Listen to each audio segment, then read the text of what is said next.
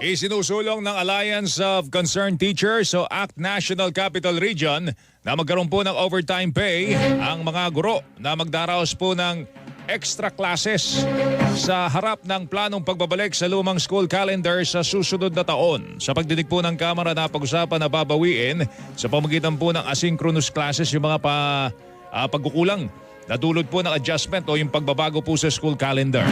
Ayon kay Ruby Bernardo, presidente po ng ACT-NCR, nararapat lamang na mabigyan ng overtime pay ang mga guro para sa extra classes. Kung sakaling magkaroon ng Saturday classes, dapat yung ating mga teachers magkaroon ng overtime pay, service credit man lang, at siyempre hindi mabigat yung gawain ng mga bata.